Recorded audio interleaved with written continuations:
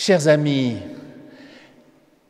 qui d'entre vous n'a jamais, je dis bien jamais, été découragé?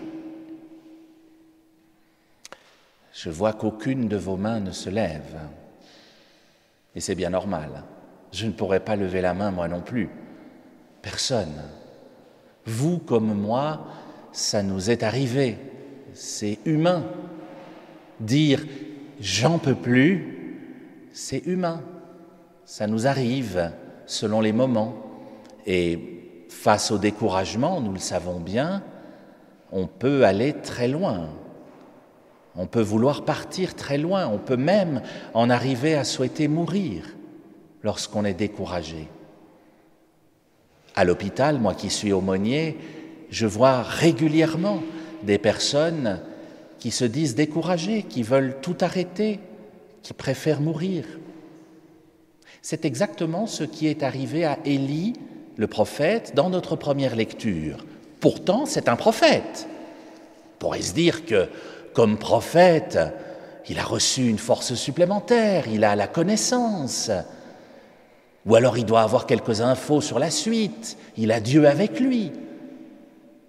Mais lui aussi, il est découragé et même, vous l'avez entendu, il veut mourir.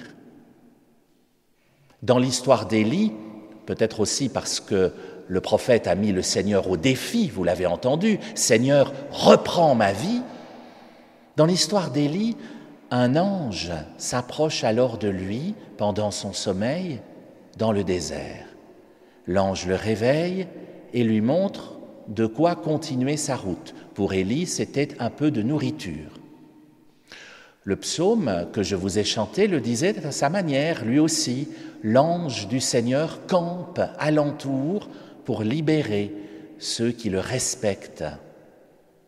Alors vous me direz, mais c'est facile de prétendre qu'un ange va venir nous sauver dans les déserts de notre vie. Des fois, on aimerait qu'il soit un peu plus visible, l'ange. Quand on traverse un deuil, l'ange ne va pas faire revenir la personne décédée. C'est même plus dur encore en apparence. Quand on est dans les problèmes, Dieu commence par nous demander un effort. Ça peut nous décontenancer.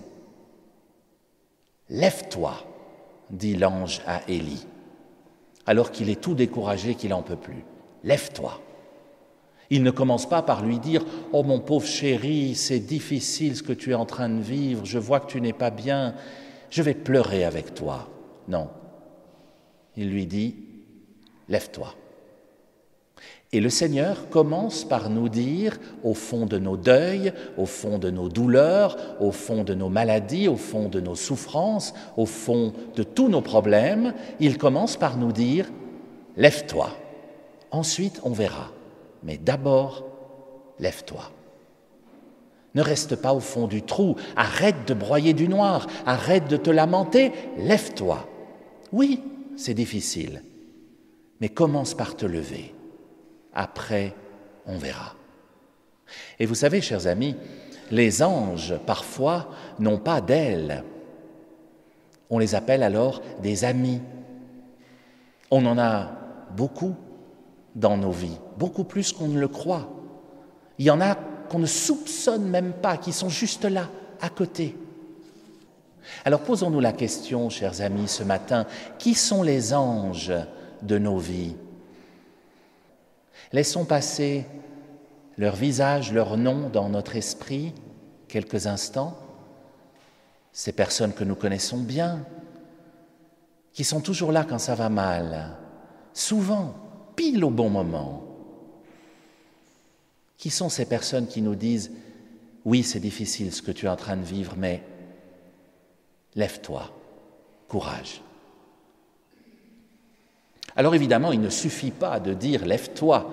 Vous l'avez entendu, l'ange du Seigneur donne quelque chose à Élie pour continuer sa route. Oh, c'est pas grand-chose, hein ? Une galette et un petit peu d'eau. Il ne va pas aller loin avec ça dans le désert. Juste après avoir mangé, que se passe-t-il? Élie se rendort. Ça ne devait pas être une barre d'ovomaltine, hein, la galette de l'ange. Une galette et un peu d'eau, c'est pas grand-chose, mais c'est déjà ça. Et c'est ce qui va permettre à Élie ensuite de repartir. Alors posons-nous la question au sujet des anges de nos vies. Qui sont les gens autour de nous qui, au beau milieu de nos problèmes, non seulement nous redonnent du courage en nous disant « lève-toi », mais nous apportent un petit quelque chose. Pas grand-chose, mais un petit bout de solution. Ce n'est pas une baguette magique, non. C'est une galette, un petit peu d'eau.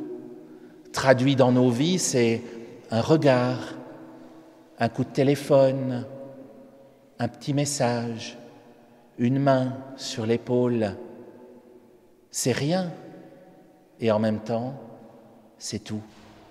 C'est tout ce qu'il nous faut pour nous remettre en route, bien souvent. C'est souvent le déclic qui va nous aider à nous relever une seconde fois.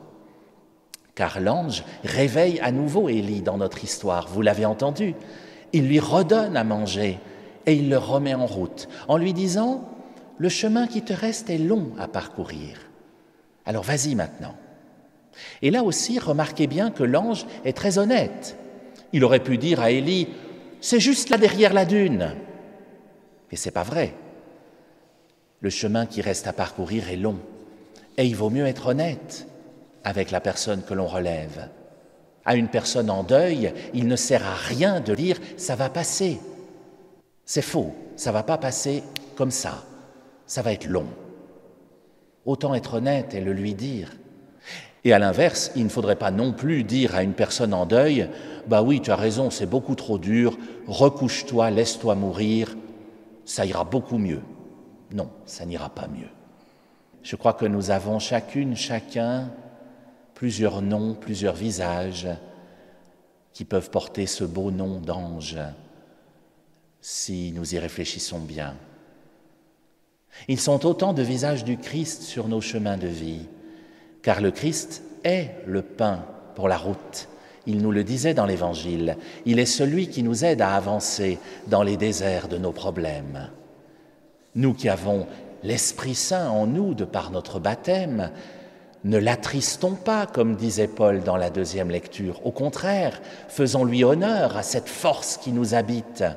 Appuyons-nous sur l'Esprit qui est en nous.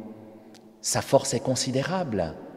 Elle permet de se relever, elle permet de susciter des anges autour de nous.